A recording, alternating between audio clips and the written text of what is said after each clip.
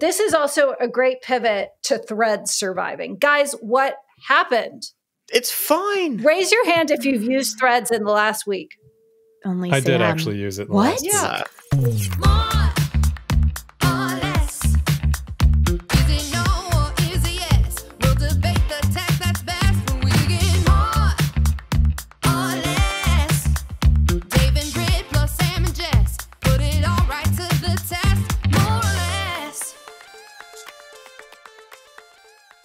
Hello from the pool house. We switched spots like the Brady Bunch. Yes, to the pool house. Maybe Dave and I should switch spots next week. I like this. I feel very disoriented. I feel like I've entered the man cave of glowing lights. Sam, did you put glowing lights on your pool house on purpose? Does it make your muscles look bigger or something? I don't know, but I feel like I'm in a luminescent sauna. It's like CrossFit champions when they put oil on their bodies just to have like more defined six packs. Look, everyone's always talking about how tan I am, and I'm not that tan. I'm just in the pool house. It turns out it's your shades. This is the, oh my God, why is this still an issue in 2023 glow? Speaking of 2023, guys, it's like kind of a year in tech and everything else happening. And this has been our reflection of like, how are we going to survive the rest of the year? So I'm excited for this pod because I think it is going to be good. And so before we get too far into it, we should introduce ourselves. I'm Jessica Lesson, founder of The Information, here for this week of More or Less with the Morans, Britt and Dave, who we got to see in real life this week. Yes. We had our first ever More or Less event. That was so fun. Thanks for hosting. Yeah. It was really fun. I'm still tired from staying out past 9:30, but woohoo! And then in the basement, not the pool house, Sam Lesson, ready to fire off for the week. So we've got a full quorum, no fifth wheel this week, although we had so much fun with Mr. Belsky, and we will we're eagerly awaiting applications for the next fifth wheel. I'm shocked that after the incredibly good time that Scott Belsky had, that we didn't get all these applications flooding in to be our next fifth wheel. Because we didn't make fun of him at all. And, I just feel like we were so kind. I think there was a cardigan comment or two, but we're here. It's another week. Now, I've been really busy, guys. So I got to say, I don't even know what's happening in the world. I know there's something about a football player and a pop star. I know that, the information, as always, is really breaking a ton of news, especially about yet another fundraising round for Anthropic in the AI world of craziness. How long was that? A week between $1 billion? That's basically right. OpenAI is trying to raise money at 90. I think we talked about that last week. We're also in this we had Meta last week in the we're entering developer conference season, which I also fondly call put my hardware device in your holiday gift guide season, because there's just a stream of hardware events. We actually saw, I think last week we talked about the humane device. It's more, companies that shouldn't be putting hardware devices out season.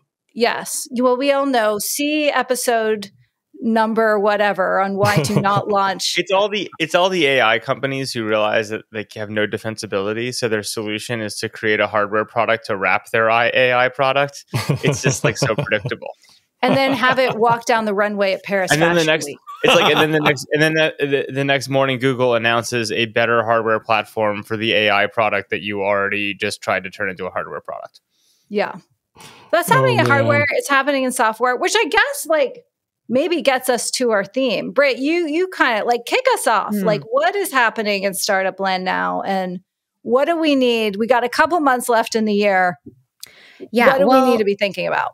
You know me, queen of data over here. I do like to use data to make decisions. And Q3 is now over. We are embarking on Q4. That's some good data you have right there, Brett. So I do have some interesting data. Called a date. It's called a calendar. As of Q3 closing. Welcome to my life, guys. We have seen an enormous amount of startups that either went bankrupt or dissolved or otherwise shut down in Q3 of 23. It went from 170 in Q2 to 212 in Q3. So a meaningful lift there. It has to be more than that. I feel like I could name 212.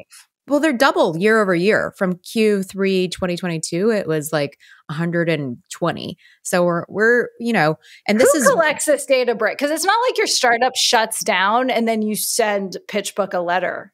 This is from Carta. So Carta is where, everyone keeps their cap tables. Are you sure there's people who just decide to not pay their Carta bills anymore? Because they really overcharge. If you pay extra, Carta will tell you which startups shut down of those 212. I'm just joking.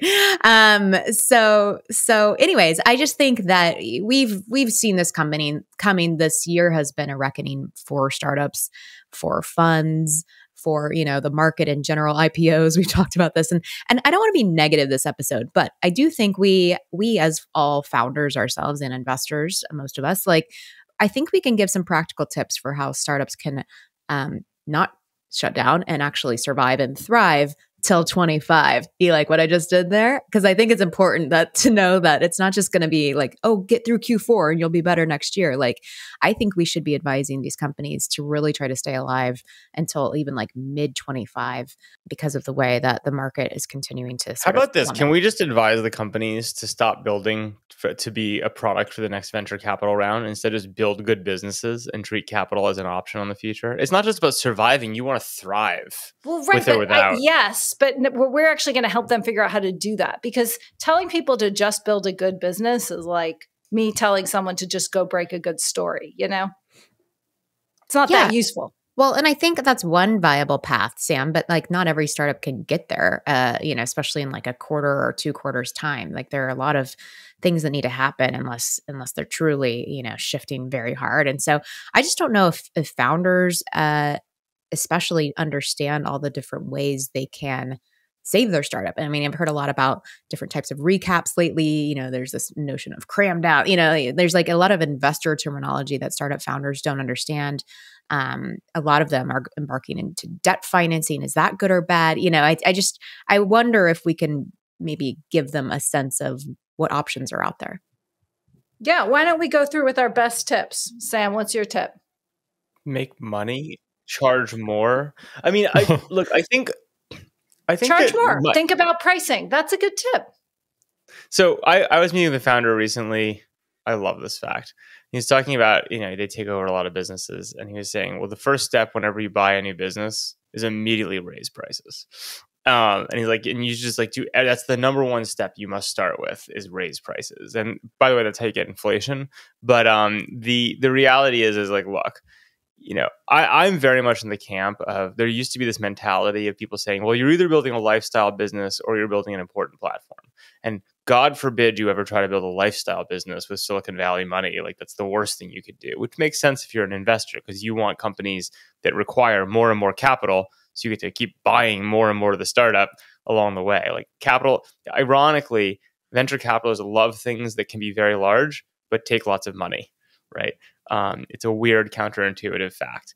That is, unless you're a real true seed investor, as we would like to define ourselves, in which case we like capital efficiency, because we don't want to get crammed down by later rounds and have the risk of money not showing up. And by the way, founders, you don't want to get crammed down by later rounds. Yeah. I think that's actually one of the things that people don't speak to very often, which is that the founder, all you founders out there, you also don't want to get crammed down. And that's why your seed investors, hashtag marketing for ourselves, are really the only aligned capital you'll ever get, right? Because we come in, and the reality is seed investors get fucked even before the founders do.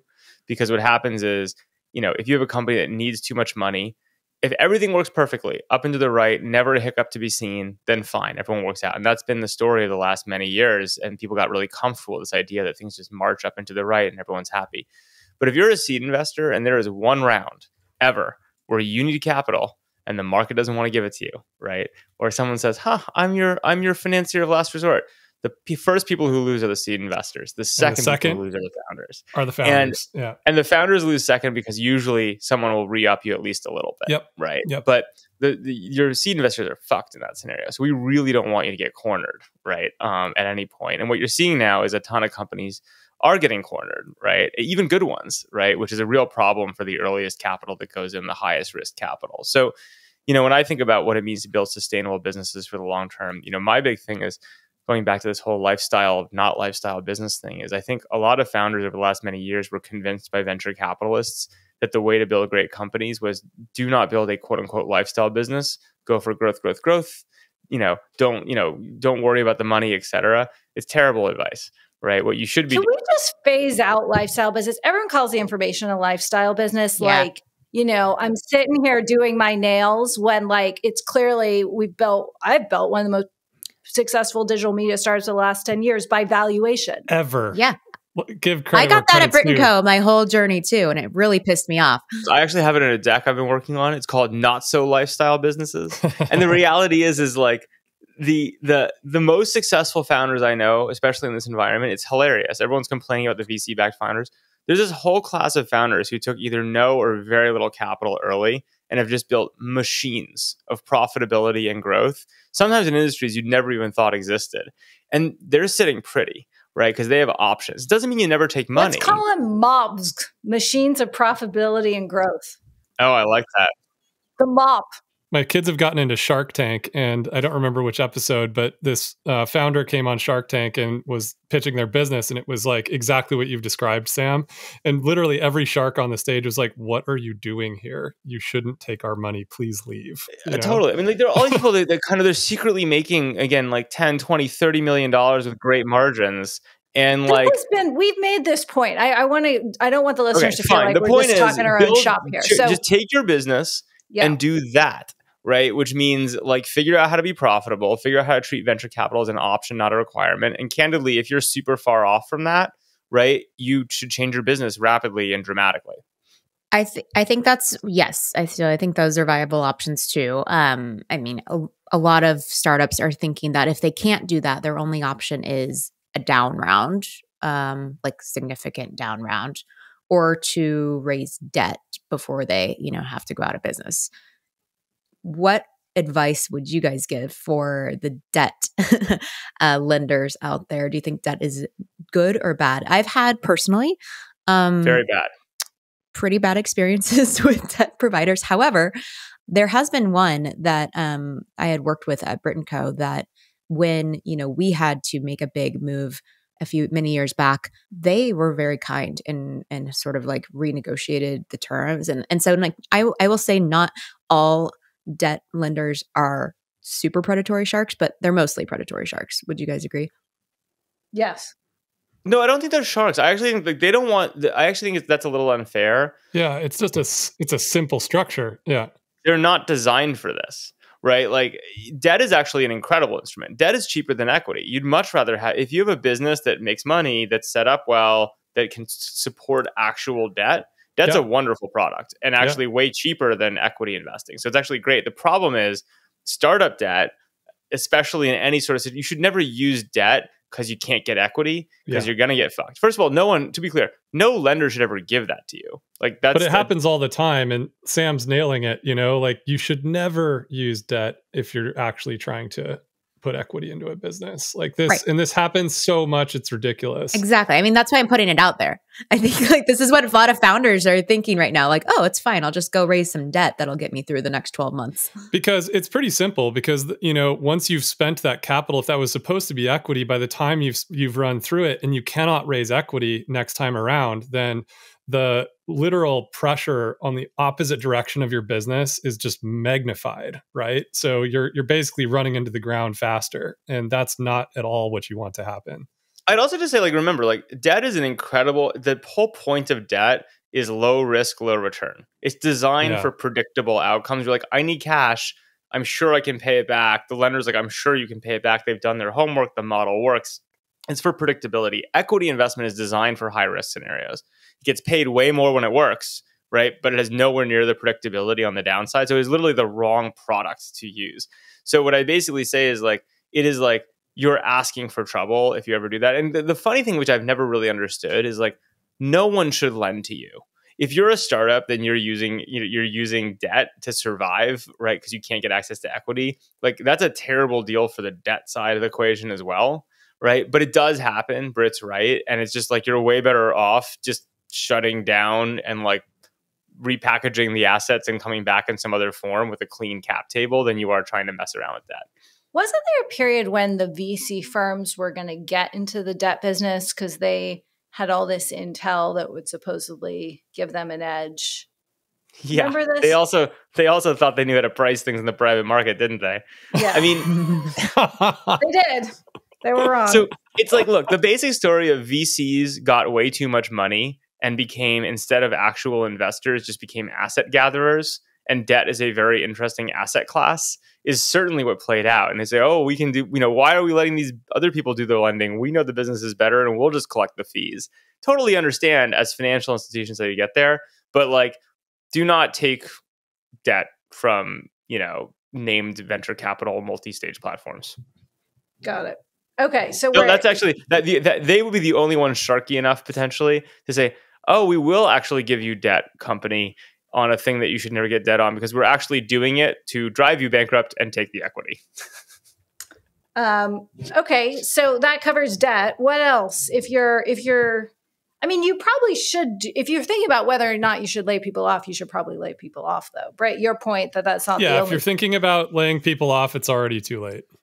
Yeah, and cut once and cut deep is, the general advice that I give a lot of founders. I was just talking to a startup founder yesterday who's done 3 RIFs in the last 12 months. And like, the problem with that is like your employee morale just sucks, right? Like if you do it once and you cut deep and you say, here's the reason why, and here's how we're resetting, and here's the plan forward, and you don't have to do it again, like your employees believe you.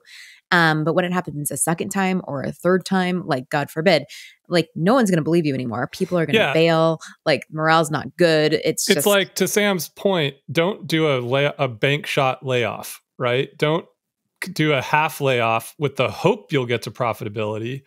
Do the layoff to profitability once, get yourself to default alive, and then start making decisions, right? Like, I think that's the really hard pill to swallow right now. And it appears as though there was quite a bit of, not doing that for most of this year. And now the reckoning's here.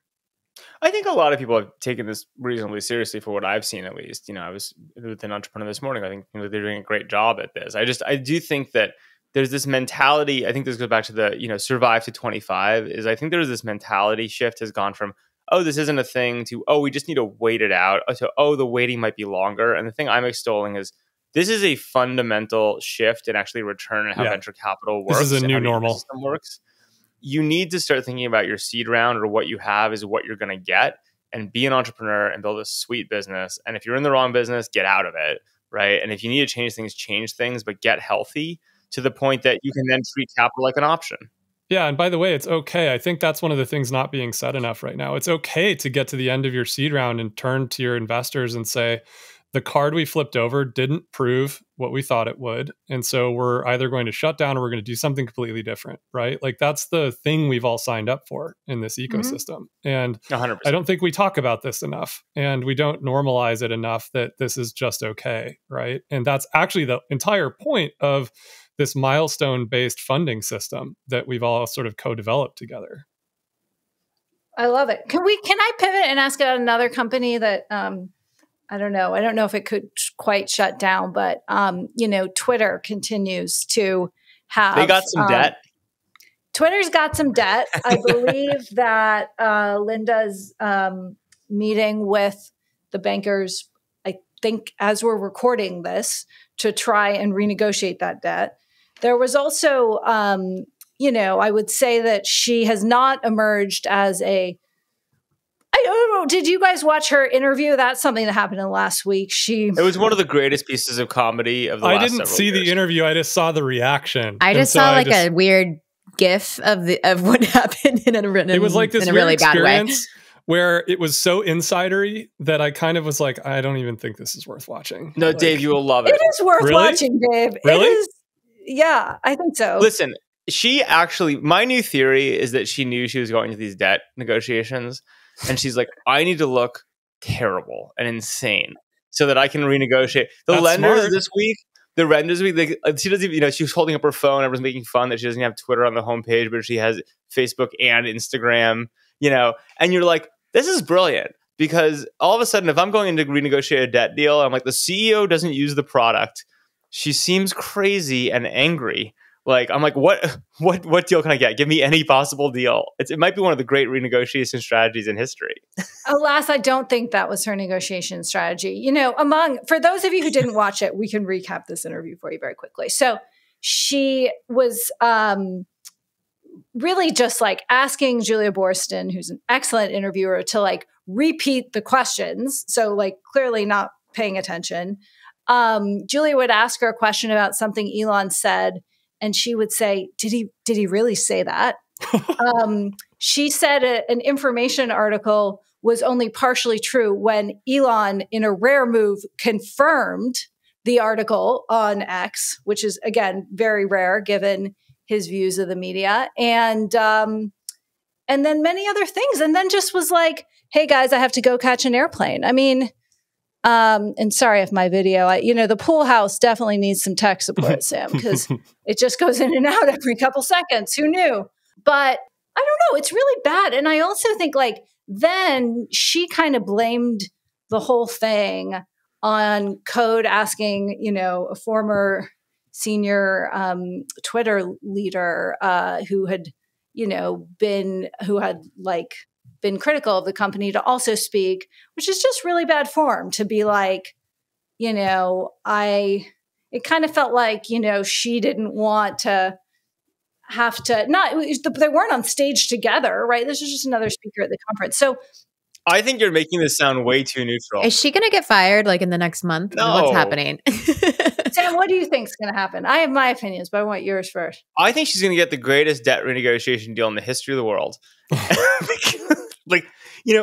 It's my favorite moment in this, by the way, was when she goes around. She's like, and she somewhat rhetorically, but she did ask. She's like, who here wouldn't want Elon Musk running product for their company? And like all these people raise their hand, and she does a great Elon. Actually, she understands why they get along. She looks and she says, "Oh, well, maybe 1% of you don't want that for personal reasons." You're even from the camera angle, it does a lot more than 1% raising hands. And it reminded me a lot of. I think we were all at the Chappelle show when Elon got booed off stage. Yep. But they had taken everyone's phones. I'll pretend I was there. Well, the three of us were, and Elon was like, well, the whole reporting it from him was like, oh, well, like a handful of people. It was like, no, like half the audience shut it down, and you really spun it. So I was like, oh, this is great. I understand why they get along. They're spinning their read of the crowd reaction to the camera. I don't know. I think, look, she is not someone. I think the thing that really shocked me is she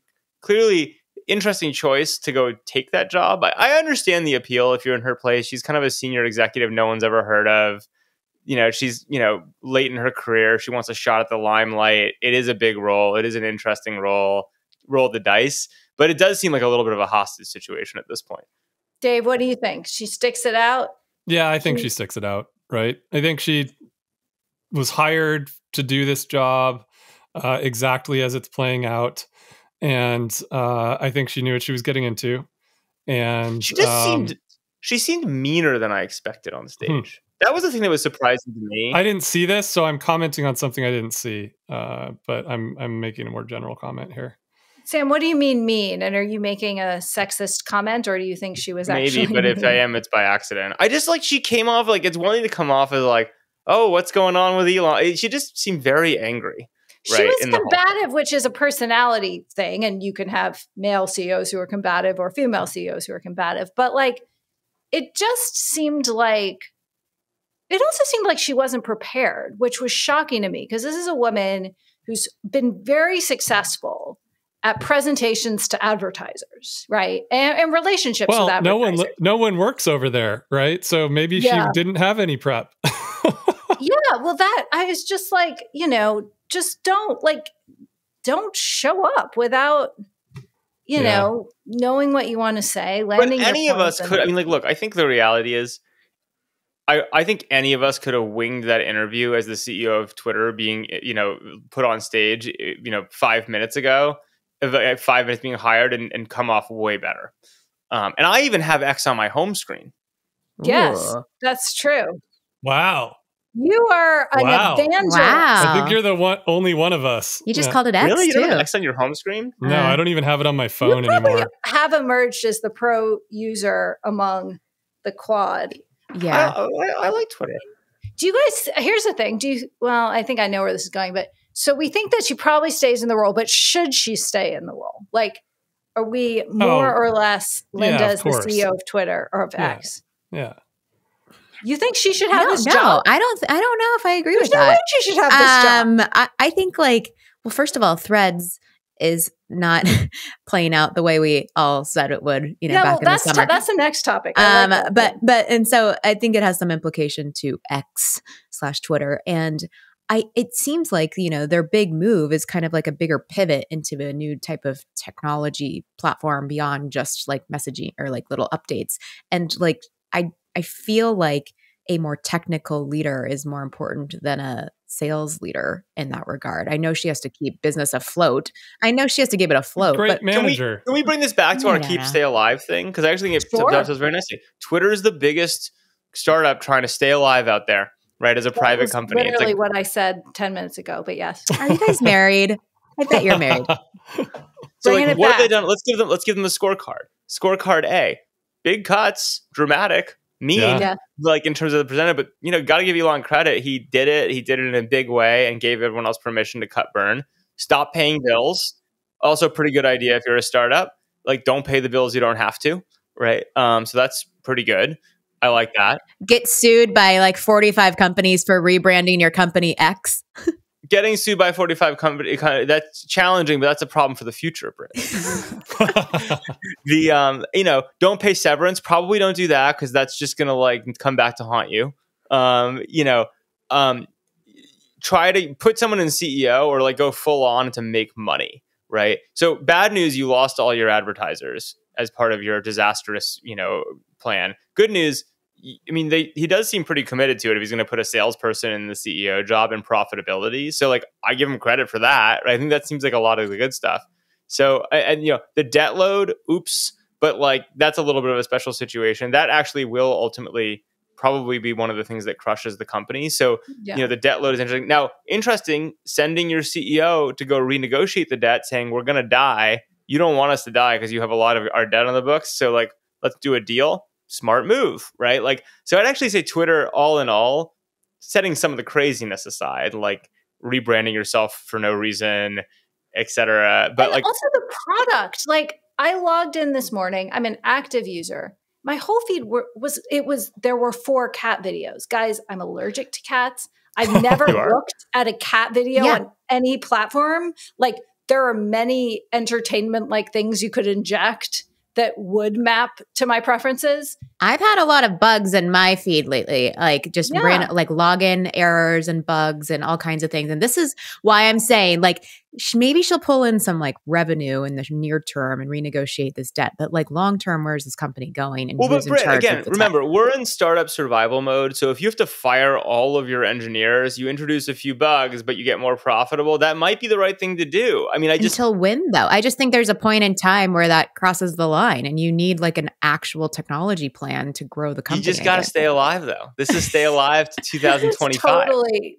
X is trying to like stay alive. We need like the staying alive theme music to this. Can I interject a Brits pop culture thing? This is not about Taylor Swift, actually. This is about Apple TV has a show called The Morning Show with Reese Witherspoon and Jennifer Aniston. I could recite it for you. I've seen it. And what's interesting about this season, spoiler alert, is the company's like going down in flames. And ironically, this is supposed to be modeled after NBC Universal, where Linda Yaccarino used to work. And the savior is this like guy named Paul or something, but he's like an Elon Musk character. And played by John Hamm. Yes. Excellent job, John. Coming to buy the company out of like failing and about to become bankrupt. And I just think it's hilarious. So this is all playing out in real life. John Hamm. So it's quite good. I 2 thumbs up. This is also a great pivot to Threads surviving. Guys, what happened? It's fine. Raise your hand if you've used Threads in the last week. Only I did actually use it. What? Yeah. Well, I heard that they're just pivoting, or not just, but they're pivoting to try to get influencers to be very active during live events specifically. This is their new strategy. Well, duh. And also to court the news people. They didn't want the news people. Look, We're trouble. Now they want the news people. I think their biggest problem is they need DMs. You know, like this whole like punt me back over to Instagram to do my DMs is just like not right. I think when you build a new social app, it's like building a new room that everybody's hanging out in. And if you don't include the ability to talk one-on-one with somebody, then you don't have a complete social system. That's just one of many things that they've got to add. But I guess the other thing I would say is, I don't know, maybe it's good that it's smaller, right? Like I kind of enjoy how it feels. I do think there's a problem, and Sam, I think you mentioned this out of the gate on this product, but I think Adam was asking, maybe it was last week, like, what do we need to do to get everyone to come over here? And my gut reaction was like, the problem is everyone's not over here. And so in order to get the news out about something, you've got to post it in 2 places or 3 places still. And Threads is smaller.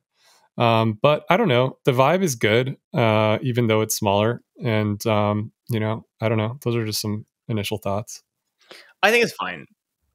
Sam, yes. What are your views? What does Threads need to do? Look, it's going to be a place where lots of people double post for a while. It's a slightly different graph or a different graph than Twitter. The whole like using Instagram to bootstrap a graph has actually worked dramatically better than I expected it to. It's not perfect, right? Yeah, I agree with that. It's not perfect, and like I think one of the biggest things is because step 1 was import graph. People really are not. There's no in the mood of discovery on it. So like there's very little new graph formation because basically move 1 was like, it was like if it's like if you transplanted the huge amount of graph activity and wired it all up, you get great content initially, but then there is a fall off curve and there's no like real mechanic for incremental growth in it and new connections, I think, which is part of the biggest challenge from my perspective of the platform and where it's at. It's a long game. They'll be fine. I think this idea that there was this moment where it was like, oh my God, the entire of Twitter is going to pour into Threads in like a week and we'll be done. That was obviously, I think, a little bit like overzealous and exciting. It was amazing to watch week 1, but where are they? They're, an app that has tens of millions of DAU that is fun to post on with an interesting graph.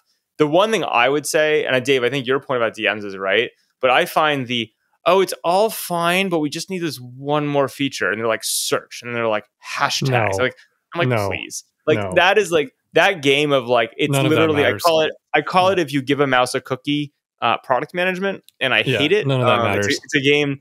And everyone's always like, this is a traditional thing where everyone's like, well, it's perfect. We just need one more thing. And you're like, no, actually you need none of that stuff. What you need is like to do something that breaks you in a new direction. There are probably some specific, mechanics around growth and engagement that kind of need to put in. There needs to be better algorithmic ranking. They'll get there. They're committed to it. I just don't think we're going to get to a place where it's like they kill Twitter. What you're going to get to is a place where it's also a text-based social networky interesting thing with a lot of cross-posting. And turns out that, for all the shit you can throw at Twitter, I actually say this phase makes you realize how incredibly sticky the graph is. Yeah, right? Twitter is a cockroach. It's never gonna. It's kind of like old cryptocurrencies that one person still mines. Like it will never die, and it actually is pretty good, and like it's pretty valuable. It just might not be worth anywhere near what Elon paid for it. Okay, I have 2 ideas. One is the only time I like remember Threads is when I go to people's profiles on Instagram and see their number of what number they were when they joined, and I think like growth hacks, like they should have more interoperability of like maybe it's the last thing you posted or like with the ... ellipsis so that you can't really see the whole thing until you click it. Are you guys getting the Instagram feed thing that says Threads for you? No. The last one I got was they're an information testing story about Threads struggling posted to Threads that Threads was recommending for me on Instagram. So that was good. Yeah, well, that's smart of them. Yeah, right? So they need to do more of that. And then second, if anyone's followed this company, Laps, is that right? The number 1 social app in the App Store that's just totally spammed the shit out of everyone. Not for long. I'm just kind of making a joke here, but they could force you to invite. Wait, tell the people what Laps is about. Oh God, don't promote it. I'm going to promote it only because it's an example of a terrible social flow to do. That's going to get banned soon, I think. So I think Apple bans it pretty quick. As you sign up for this app, you can't even use the product until you invite 5 friends from your address book. And so you have to upload your address book. Ding, ding, ding. Ugh. 2005 called, and once it's viral, flows back. But 2005 was awesome. Like, come on. Like, Dave, you of all people can't criticize this. Okay, then you invite your 5 friends. Okay, you invite your 5 friends, and then you don't even know this really, but it texts them, love this, LUV, this, all under no caps. It's got a whole bunch of different things that it okay, texts. Mine that came to me said, love this. Like it was my friend sending this to me with a link. And I was like, oh, he like actually really likes this new app. Let me try it. And because then, anybody you know uses the word LUV. Yeah. I have friends that use LUV, Dave, because I'm Listen, in my 30s and you guys right. are all in your 40s. So. Right. I have an idea. Why don't you make it so it opens up Instant Messenger and Instant Messages everyone you communicate with on Instant Messenger? There's a way to grow. Yeah, Plaxo called and wants its growth flow back. Does Instant Messenger still exist? No, I'm making a joke. Like, you guys are so hypocritical. We're just making old man jokes. Oh, I see. Because you guys all did this. Yes. But now we're wise. Okay. So that, Britt, last Threads question. If you were Meta, would you have rolled out Threads any differently, like because of this? Or I have one thought on this. Well, I'm not exactly sure what I would have done differently, but there's this nuanced thing that relates to what Sam said around discovery and finding new people. There was a moment there in the beginning of Threads, and I mean, we're talking the speed at which they rolled it out caused this to only happen for a few days. Right? Where you were discovering a bunch of new people. There was like new graph creation happening. And then it very quickly was overtaken by like kind of just becoming the Instagram graph again. And I don't exactly know how I would change the rollout in order to elongate that period of discovery in the middle. I mean, I've literally gone and tried to build another social network because of this exact thing, because I think people really love that. I think Clubhouse had an element of this in the beginning where there was this new graph forming and it was super interesting and you were seeing new faces. It was like you were in a new room and meeting a lot of new people. And that just doesn't happen very much right now. Like, we're all kind of locked into the graph that we have on each of these apps, and you don't meet new people very often. And that was the really powerful positive thing about Threads there for like a brief window of time. And if I could figure out how to engineer extending that window so that people could meet more new people while one of these things was growing, I think that would be really magic. If I'm in that room down there, though, I'm not exactly sure how to do that, because especially if I'm Meta, the sheer sort of scale and speed of everything that they're doing kind of blows through that moment, right? Anyway, that was Dave, I think that's a really good point. And I think you're hitting on something which you could say they do differently, which is like, the beauty of Threads is that and like the rollout, it was so shock and awe inducing, right? Was only Meta has the infrastructure and the ability to like take rocket fuel and dump it onto a match so quickly and get to you can't do that unless you're them even infrastructurally. Like, they could do it. Then the question is, should they have? And it's a tough call, because on one hand you're like, look, there was a specific moment, especially with Twitter, they timed it beautifully, right, to like capture a moment, and like they created a huge amount of excitement that like drove a ton of engagement. So I think there's like an argument pro. Yeah, the con is it's kind of like taking your entire canister of fuel and dumping it on kindling before the main logs have lit. Right, which is like you kind of like get a huge fireball and then you kind of are back down to your coals and have to really like work hard to reignite the main logs. And so you could imagine a world where this restraint version would be, look, you only let, Britt, you like looking at people's user numbers because you're user 7. So you're like, oh, you're not as cool as me. Yeah, a little bit. Okay, you got me. And then every once in a while you see one like the 4 people are like, ooh, you are cooler than me. So like, but there's a world in which you said we're only going to onboard, 10,000 people a day, right?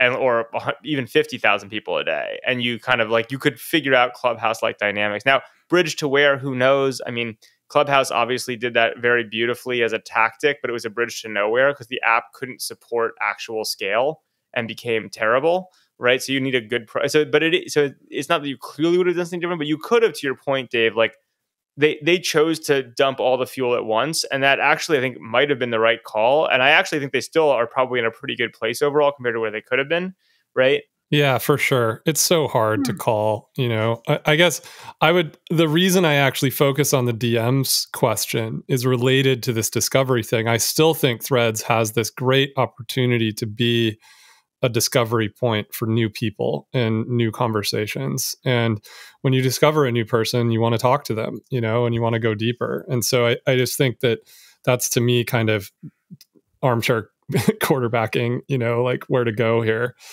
I will say one of the things I find gives me a lot of hope about Threads and actually makes me excited is, what it's become for me more than anything is become my like verbal diarrhea app.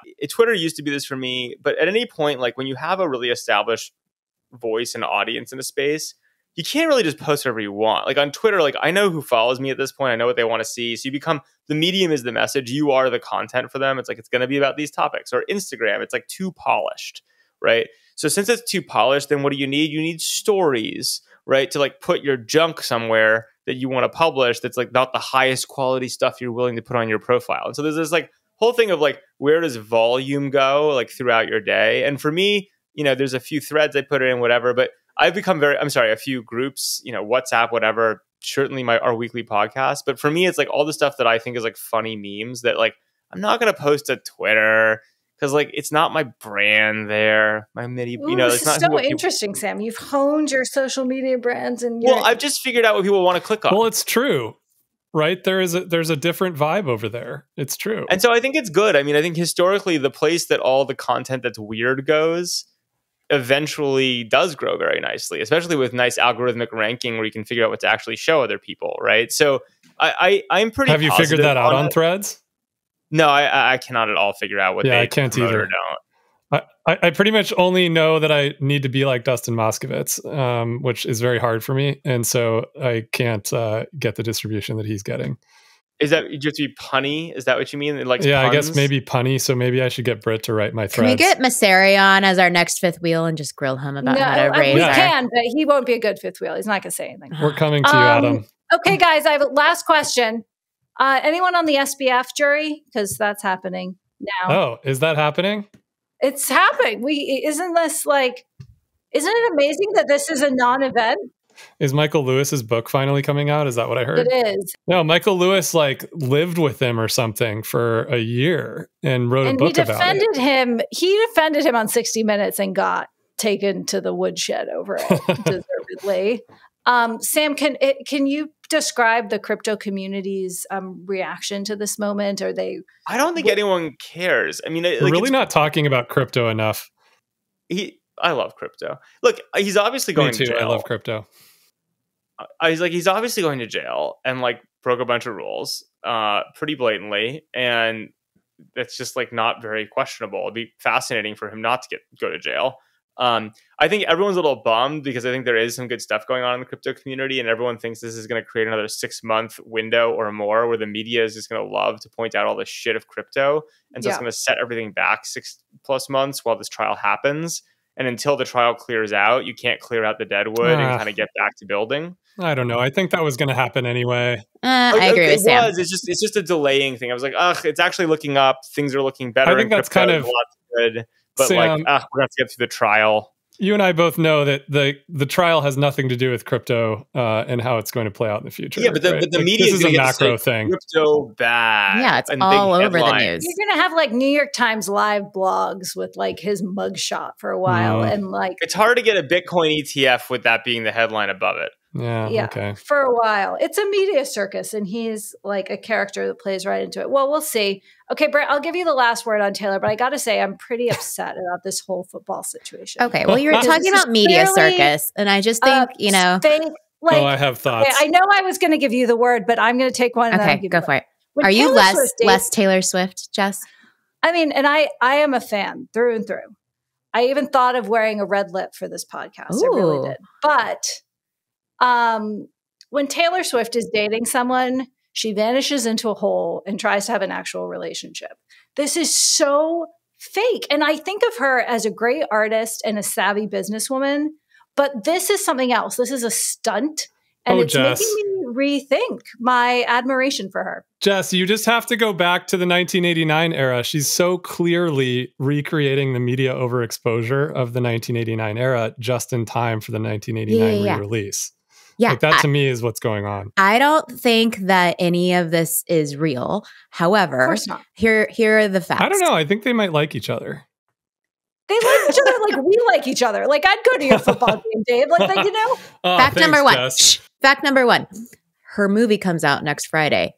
What do you think she's doing to gain publicity? Her new album her new re-released, her version album of 1989 comes out later this month. Okay, there's that too.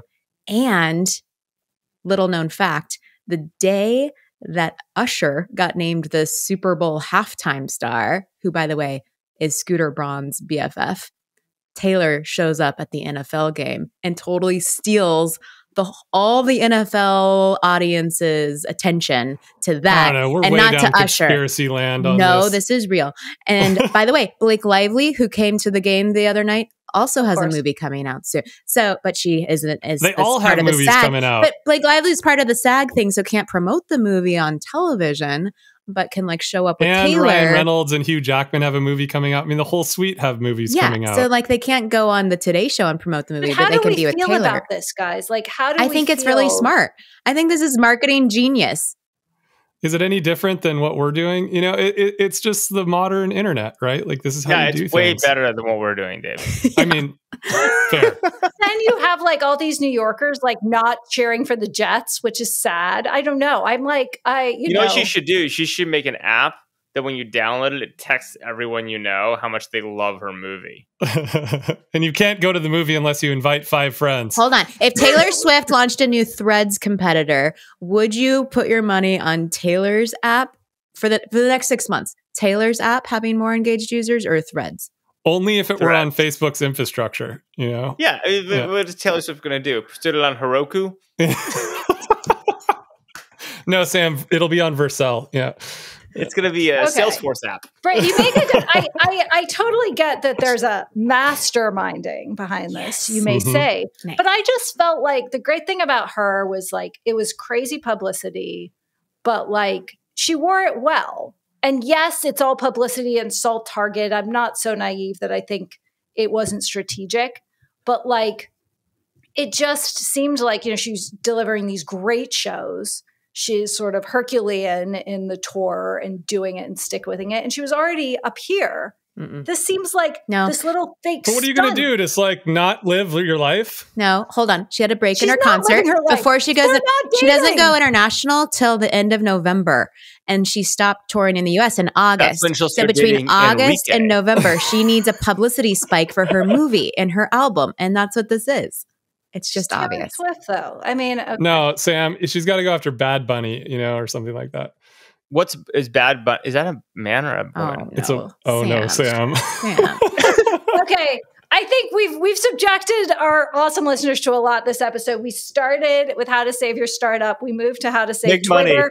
How to save Threads, with a Taylor cocktail of just keep the publicity alive and see what happens. And we're all just here for it because, like, we all want something to believe and follow right now. And it just, and look, can I just say, I think Taylor, if she tried to go renegotiate her debt right now down, very hard time. Taylor's very hard time. No one's giving her a deal on her debt. She's too strong. That woman has no debt. Okay. A huge thank you to everyone. Thank you to our back channel. Thanks, you guys. I don't mean to brag and we don't need to get into, you know, a good friend of ours says comparison saps joy, but we are rising through the podcasting ranks thanks to all of you. So please send us feedback, share, make fun of us, and we'll look forward to this next week. The lessons will be on the road, but from the great state of New York. Live from New York. Bring a good mic, you guys. We'll be here. I will look less dewy. You know what I look like? Welcome to New York.